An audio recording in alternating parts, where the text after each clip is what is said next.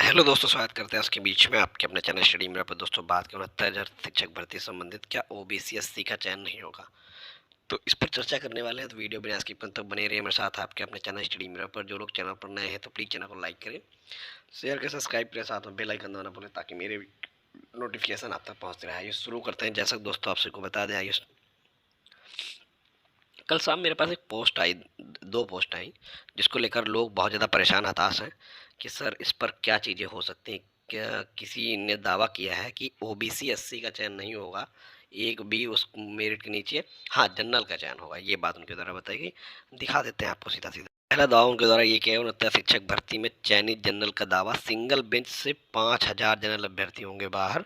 68 single bench से 5,000 general बाहर होंगे और डबल बेंच से 6800 प्लस। ठीक है।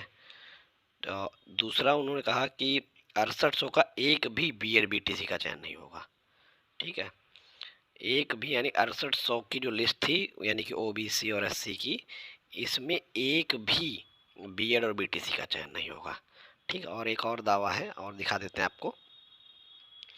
तीसरा दावा है कि 66.483 मेरिट तक एक अंक लाभार्थी केवल जनरल वर्ग का होगा, बाकी ओबीसी एससी का चयन संभव नहीं है।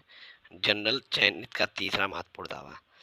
तो दोस्तों, पहला अब एक एक करके बात करते हैं। जैसे इन्होंने कहा कि एक अंक का लाभार्थी केवल जनरल वर्ग का चयन होगा, बाकी अगर तुम 67 भी लिए बैठे रहोगे ना तो उसका चयन नहीं होगा। लेकिन 66.48 के ऊपर अगर जनरल है तो सिर्फ उसका चयन होगा। भैया कहाँ से ज्ञान ला रहे हैं, ये समझ नहीं आ रहा है कि अगर 66.48 के ऊपर ओबीसी एससी का अगर मान लीजिए 67 है तो इसका चयन नहीं होगा, जनरल सिर्फ कैसे होगा।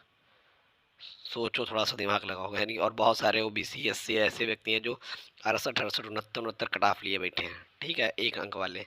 ये मैं बात कर रहा हूँ सिर्फ एक अंक वालों की। ठीक है, जो इन्होंने बताया कि एक अंक लाभार्थी केवल जनरल वर्ग का चयन होगा, तो ये तो अपने दिमाग से एकदम निकाल ही दीजिए। ये दावा पूरी तरीके से फेक है। आप खुद अपने दिमाग सोचिए। जिसकी कट ऑफ 66 देखिए, 66.48 अंतिम मेरिट थी। 66.48 के बाद जिसका चयन नहीं हुआ, जिसका इसके नीचे रहा, उसका चयन नहीं हुआ, यहाँ तक का सबका चयन हुआ। तो जब 66.48 के ऊपर जिसका तो होगा ओबीसी एससी में, उसका चयन कौन रोक लेगा? हमें तो ये बताओ, आखिर कौन रोक लेगा? अगर किसी ओबीसी एससी का मान लीजिए 63 ही है तो इसका चयन कौन रोक लेगा? ठीक है, कोई नहीं रोक सकता। ठीक। किसी ओबीसी का 67 है तो कौन रोक लेगा इसका चयन? कोई नहीं रोकता। तो ये इनके दावे कहाँ से हैं, खुद ही देखे जाके। ठीक है, सबका चयन होगा। आप अगर कट ऑफ पास पार करने होंगे, निश्चित तौर पे आपका चयन होगा, जो भी कट ऑफ रखी गई है। ठीक है।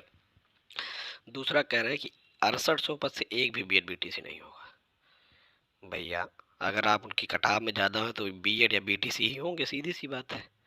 दो में से एक ही डिग्री लिए होंगे। तो बीएड बीटीसी 6800 में क्यों नहीं होगा?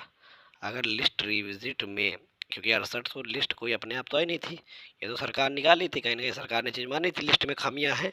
तो जब लिस्ट रिविजिट होगी तो खामी निश्चित तौर पर निकलेगी, क्योंकि सरकार ने खुद मानी थी, माननीय मुख्यमंत्री जी ने खुद मानी थी लिस्ट में खामियां हैं। जब लिस्ट में खामियां होंगी तो लिस्ट में खामियां वहां भी दिखेंगी। जब लिस्ट रिविजिट होगी तो उसमें कुछ तो सीट आएंगे। मैं मोटा मोटा मान लो, चलो एक सीट आई ओबीसी एससी की, मैं मान रहा हूँ एक सीट आई, तो वो एक सीट हो गई कि नहीं हो गई? और यहाँ क्या होता है, किसी का चयन ही नहीं होगा, और वो एक सीट वाला बीएड या बीटीसी क्या होगा? तो ये दावे फेक हैं, बिना बात के बस आपको परेशान किया जा रहा है। ठीक है। तो इस इन सब दावों से लेकर आप सभी लोग परेशान हो। आप लोग कल मुझे बहुत मैसेज किए हैं, तो इसको लेकर परेशान मत होइए। कुछ भी नहीं है, सब फर्जी पोस्टें हैं, कुछ नहीं है। सब जो लोग कटाव पार करेंगे, जनरल ओबीसी एससी के जो भी कटाव अंतिम कटाव, उन सबको नौकरी मिलेगी। Thank you for watching.